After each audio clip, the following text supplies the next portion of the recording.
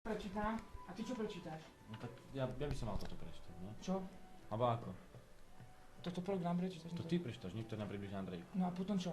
No ja viem, že Ale no tak... ja správy, ja toto celé prečítam, toto sám? Nie, tak toto môžeme akcie. Tak sa Nie. pozdravíte najprv ešte. Tak ako Filip? Už to ide, povedaj, idem ja čítať. No. Neviem. No. Nedaj to. To je strašne veľké.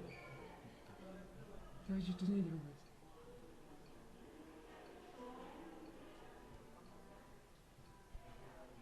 A mikrofón. Nedaj napäť.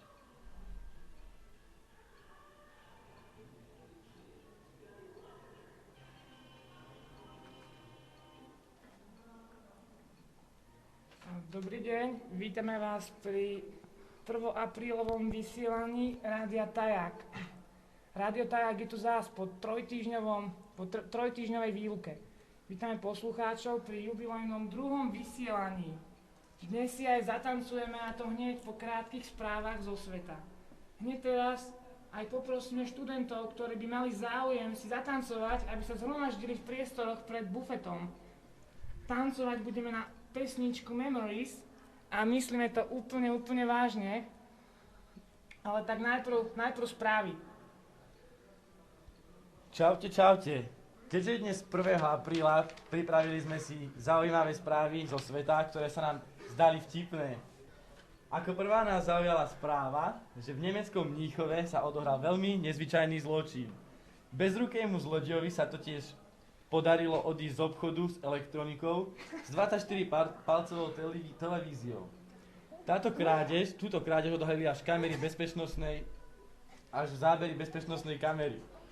Keďže bezruký zlodej s 2 spolupáchateľmi dokázal skoro nemožné, na tých záberoch bolo vidieť, že 2 pomocníci pomohli zlodejovi pripevniť televíziu špeciálnymi klipsami k jeho telu a podarilo sa mu z predajne odísť.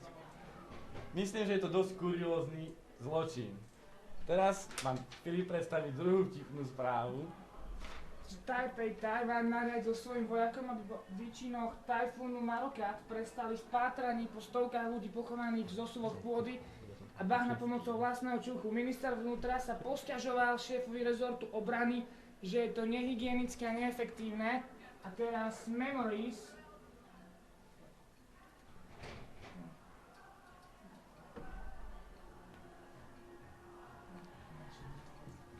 Teda viete, sú pičoviny, sú také kokotiny. Keď myslíš, že to je strát. Ideme? Ideme. Ja sa idem skoro. Na chodníku vytvoril 30 cm dieru. Bubo má na stretnutie pamiatku v podobe 7 cm jazvy. A teraz duchovné okienko v podaní Andrejka. Čiže túto správu sme objavili včera na internete s Filipom. Je tam napísané, že nemocnicu v Sheffielde navštívil farár so zaseknutým zemiakom v zadku. Tvrdil, že sa mu tam dostal, keď nahý spadol na zeleninu. 50-ročný duchovný sestričke povedal, že vešal záclony a počas tejto činnosti spadol chrbtom na stôl. V čase nehody bol údajne nahý a všetkých ich hneď rázne presviečal o tom, že nešlo o žiadne sexuálne hry. Zemiak sa podarilo vyslobodiť až po operácii. Lekári v nemocnici potvrdili, že šlo o jednu z najkurióznejších operácií, aké si pamätajú. V podobných prípadoch už vyoperovali napríklad dezodoranty, uhorku, rúsku bábiku a veci, ktoré konkretizovať radšej nechceli. Sestra Trudy Watsonová povedala, že duchovný sa jej veľmi podrobne snažil vykresliť okolnosti a presviečal ju, že sa naozaj zvalil na zemiak pri vešaní závesov v Adamovom rúchu. Ja tu ale nie som preto, aby som posudzovala pravdivosť jeho príbehu. Musel podstúpiť operáciu a našou úlohou bolo zeleninu z neho dostať von. To bol citát z Trudy Watsonovej. Záujemcom o prípadné erotické hry v tejto oblasti odkázala, nech najprv myslia a potom skúšajú. Môže to byť veľmi nebezpečné, aj so smrteľnými následkami. Zákroč môže spôsobiť infekciu, škaredú jazvu, ale môže sa stať aj to, že pacient bude už odkázaný na používanie kolostomického vrecka na stolicu. Hovorca nemocnice vec komentoval takto. Tak ako všetky veľké nemocnice, i u nás riešime nezvyčajné nehody. Náš personál ich ale stále rieši diskrétne, profesionálne a s úsmevom na tvári. Ďakujeme Andrejkovi za správy a teraz si pustíme druhú pesničku a tým sa s vami aj lúčime.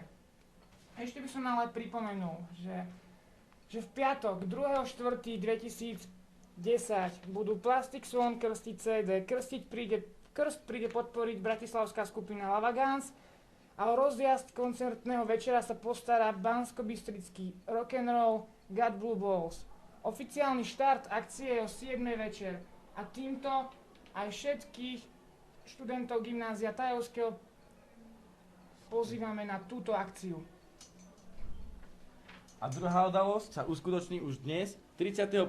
marca 2010, po zvolenskom klube Chantal, bývalé Cuba Libre. O zábavu sa